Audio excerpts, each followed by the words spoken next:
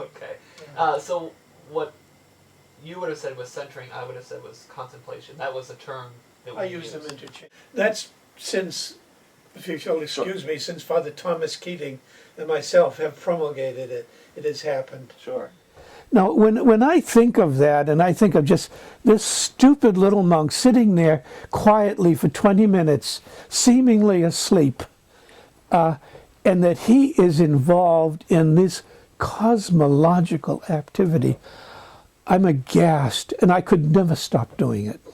Nor could I ever stop teaching people to do it. There's no past or future to God. There is only the now. And do you ever think of this? When you do your contemplative prayer, you are actively loving your great, great, great, great grandchildren. It's incredible, but it's real. There is no future. It's authentic. Your love is reaching out to the furthest ends of the cosmos. God created for love, and all that God has created is created out of his love.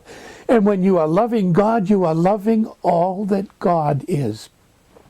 And this love permeates through the myriad choirs of angels, if you want. It penetrates to the very depths of hell. Now, I could be burnt for this. Boy, you're sounding very Eastern here. But also, it goes into dimensions of reality that we don't even know exist.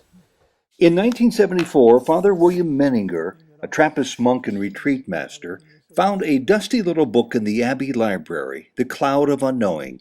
As he read it, he was delighted to discover that this anonymous 14th century book presented contemplative meditation as a teachable spiritual process, enabling the ordinary person to enter and receive a direct experience of union with God. This form of meditation can be traced to the earliest centuries of Christianity. The Cloud was written not in Latin, but in Middle English, which means that it was intended primarily for laymen rather than for priests and monks.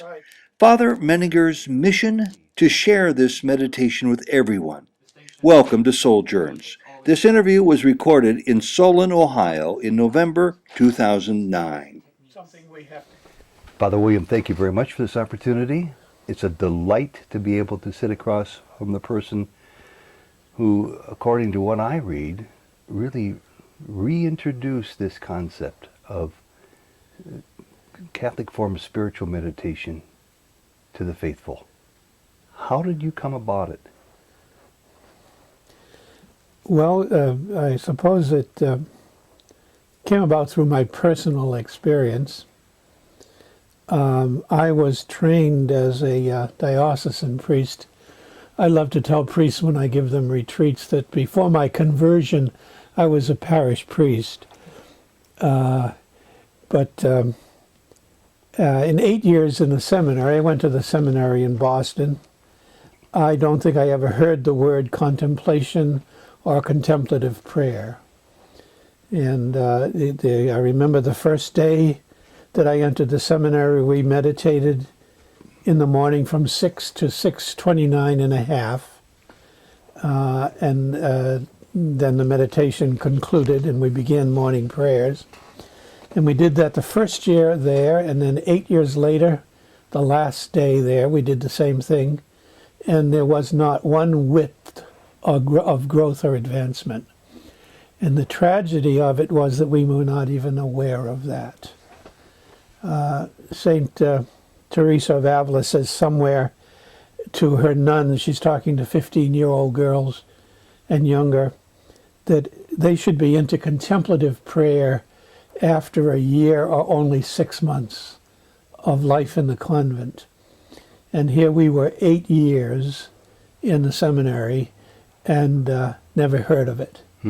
And was 6 years later, after 6 years working with traveling Mexican workers and on an Indian reservation, that I joined the monastery in Spencer, the Trappists. And within a year, I was into contemplative prayer. I had experienced it. Then 2 years later, when I made my first vows, the abbot, now Father Thomas Keating, told me to give retreats to priests, parish priests, who would come to the monastery retreat house for retreats from Monday to Friday. These were obligatory. Every priest had to make a 5-day retreat.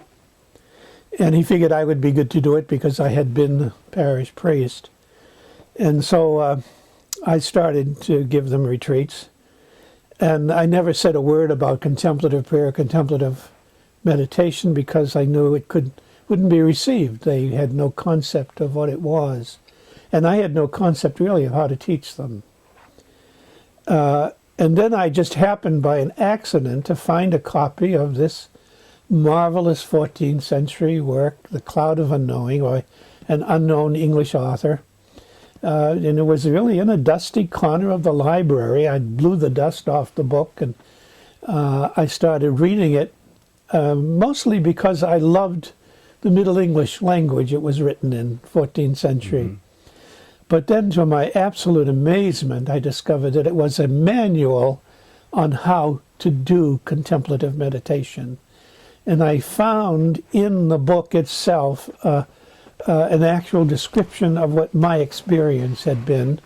And not only that, I realized that this was given in a teachable form, that I could actually teach this to other people. And so I started then, and I had a group of priests every other week that I gave a retreat to, and I started teaching them contemplative prayer according to the Cloud of Unknowing.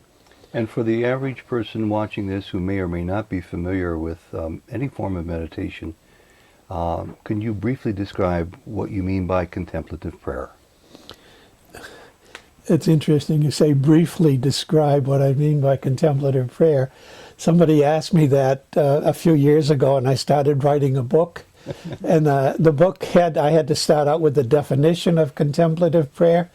I still haven't found one. I know the experience, a definition of it, I'm not too sure. But basically, contemplative meditation is a form of prayer that is wordless, without verbalization, without images, without the use of the imagination. It's simply a being in the presence of God in love. And the fantastic thing about this is it can be taught. And you omitted one word there in your brief description. Thoughts. Is it also thoughtless? Yes, images, that's what I mean by images. Okay. It's not the functioning of the intellect, it's the functioning of the will that takes place, which is the loving faculty, not the thinking faculty. So we have to retrain ourselves to know how to put our intellects aside. Exactly.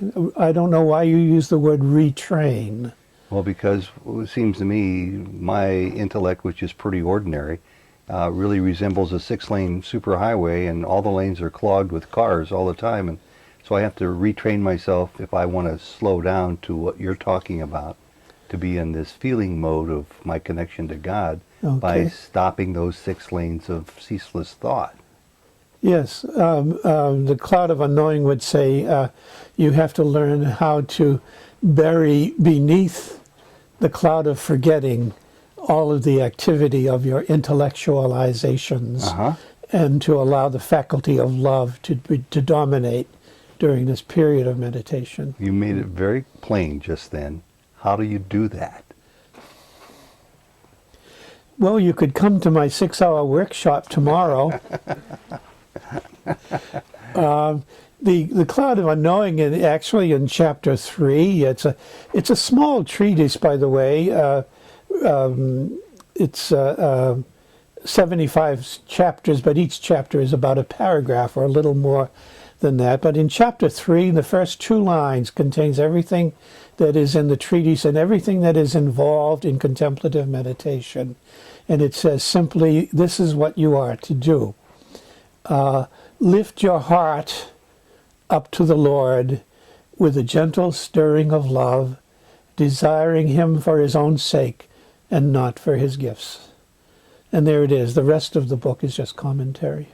See, you can explain it pretty succinctly. That's wonderful. Well, that's the virtue that I found, say, in reading this book myself, that realized I could teach this to these parish priests who had